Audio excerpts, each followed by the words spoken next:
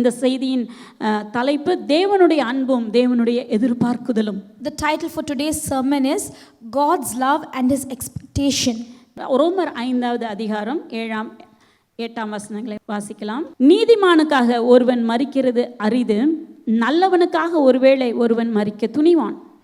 நாம் பாவிகளாயிருக்கையில் கிறிஸ்து நமக்காக மரித்ததினாலே தேவன் நம்மேல் வைத்த அன்பை, தமது அன்பை விளங்க பண்ணுகிறார். For scarcely for a righteous man will one die, yet peradventure for a good man some would even dare to die. But God commendeth his love toward us, in that while we were yet sinners, Christ died for us. அப்போஸ்தலன் பவுலின் மூலமாக தேவ ஆவியானவர் என்ன வெளிப்படுத்துகிறார் என்றால், நீதிமானுக்காக ஒருவன் மரிக்கிறது, நீதிமானுக்கே அல்லது நீதிமான் என்று சொல்வது மிகவும் நல்ல ஒரு மனுஷனுக்கே ஒருவன் மரிப்பது அரிது. Here Apostle Paul says that for a righteous man as in a man who is extremely good, a man of good, a man who is really good, the Bible says for definitely someone will be ready to die for a righteous man. நல்லவனுக்காக ஒருவேளை ஒருவன் மரிக்க துணிவான்.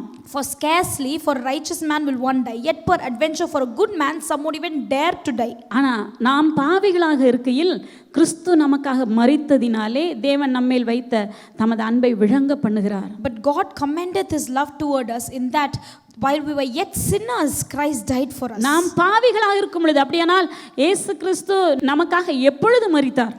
When did Jesus Christ die for us? நாம் நல்லவர்களாக மாறின பிறகு அல்ல, Not after we became good people, நாம் பாவிகளாக இருக்கும் பொழுதே, but even when we were sinners, தேவனை விட்டு தூரமாக இருக்கும் பொழுது, even when we were afar off from Jesus, தேவனை நாம் அறியாதவர்களாக இருக்கும் பொழுது, even when we didn't know anything about Jesus தேவனுக்கு Christ, நமக்கு தேவனுடைய வார்த்தைகளுக்கு கீழ்ப்படியாதவர்களாக இருக்கிற அந்த நாட்களிலேயே கிறிஸ்து நமக்காக அவர் மரித்து விட்டார். even in those days when we were disobedient to the Lord, Jesus died for us. இதன் மூலமாக என்ன வெளிப்படுகிறது என்றால், தேவன் நம்மேல் வைத்த தம்முடைய அன்பை வெளிப்படுத்துகிறார். And through this what we can understand is that God is revealing his love that he has for us. ஏனெனில் ஆண்டவருடைய மகா பெரிய அன்பு, எபேசியர் 2வது அதிகாரம் 4வது வசனத்திலே நாம் பார்க்கிறோம், நம்மேல் வைத்ததான அவருடைய மிகுந்த அன்பினாலும் அவருடைய இரக்கத்தில் ஐஸ்வர்யம் உள்ளவராய் நம்மேல் வைத்ததான மிகுந்த அன்பினாலே என்று வசனத்தை நாம் வாசிக்கிறோம்.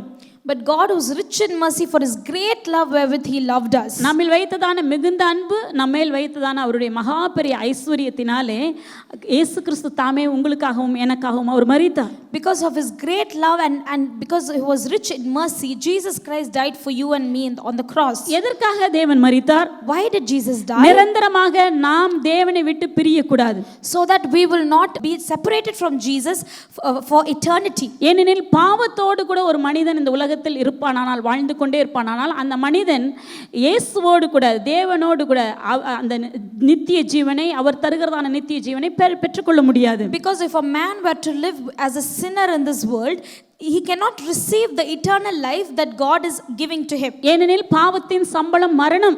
Because the wages of sin is death. மரணம் என்று சொல்லும்போது நாம் மரிக்கிறதான சரீர பிரகாரமான மரணம் அல்ல.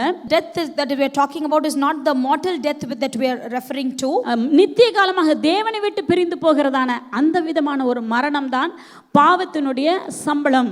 But the death that occurs as a result of being separated from God the Father forever is the wages of sin. அதைதான் வசனம் சொல்லுது, நாம் பாவிகளாக இருக்கையில், அப்படியானால் தேவனை விட்டு நம்முடைய பெயர் என்ன, முன்பு நம்முடைய பெயர் என்னவாக இருந்தது? பாவிகள் என்கிறதான அந்த நிலையில் இருக்கும் பொழுதே கிறிஸ்து நமக்காக மரித்து விட்டார்.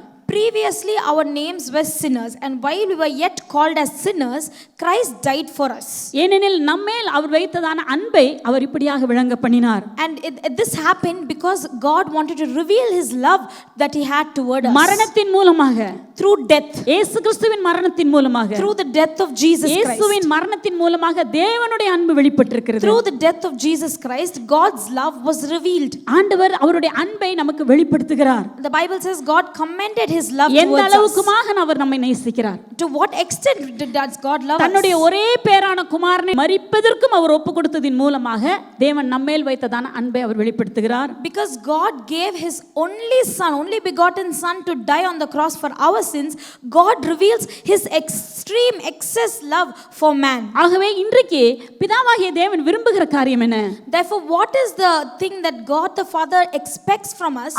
அவருடைய பிள்ளைகளாகிய நாம் இந்த மகா பெரிய அன்பை நாம் புரிந்து கொள்ள வேண்டும் என்று விரும்புகிறார். That we who are his children should understand this great love. நாம் இன்றைக்கு பல காரியங்களை புரிந்து கொள்கிறோம். Today we try to understand many things. இன்றைக்கு நாம் படிப்பு, உலக காரியங்கள், பல காரியங்களை நாம் புரிந்து கொள்கிறோம். We understand education, we understand what we are trying to study.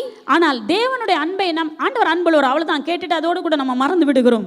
But then when we listen to the fact that God loves us, we listen to it once and then we don't think about it. ஆனா ஆண்டவர் எந்த அளவுக்குமாக நம்மேல் வைத்திருக்க விளங்க பண்ணுகிறார் என்று சொல்லும்போது he wants it to be shown to us. நாம் அதை புரிந்து கொள்ள வேண்டும், நாம் அதை பார்க்க வேண்டும் என்று விரும்புகிறார். When the Bible says God commended his love toward us, it means that God wants to reveal, he wants us to see and witness his love that he has for தேவனுடைய us. அன்பு மகா பெரிய அன்பு. God's love is a great love. தேவனுடைய பிள்ளைகளாகி நாம் ஒவ்வொருவரும் இதை நம் வாயினாலே அறிக்கை செய்ய வேண்டும். And each and every one of us who are the children of God should open our mouth and confess this. ஆண்டவர் என் மேல் அன்பு வைத்திருக்கிறார். God loves me. வானத்தையும் பூமியும் உண்டாக்கினதான தேவன். The God who created the heaven and the earth. அவரை விட்டு நான் நிரந்தரமாக பிரிந்து விடக் கூடாது என்பதற்காக, In order that I might not be separated from this God forever, அவர் தன்னுடைய ஒரே பேரான குமாரனாகிய இயேசு கிறிஸ்துவை சிலுவையிலே மரிப்பதற்கு ஒப்புக்கொடுத்து he gave his only begotten son Jesus Christ to die on the cross என்னை மீட்டுக் கொள்ளும்படியாக to redeem me. அவர் என்னில் அன்பு கூர்ந்திருக்கிறார். He loves me. அவருடைய அன்பை இப்படியாக அவர் வெளிப்படுத்தியிருக்கிறார். This is how God revealed his love to us. தன்னுடைய குமாரனை கொடுப்பதின் மூலமாக அந்த அன்பை வெளிப்படுத்தியிருக்கிறார். By giving his only begotten son, God has revealed his love to us. ஆகவே நீங்களும் நானும் தேவனாலே அன்பு கூறப்பட்டவர்கள். Therefore you and I have been loved by God.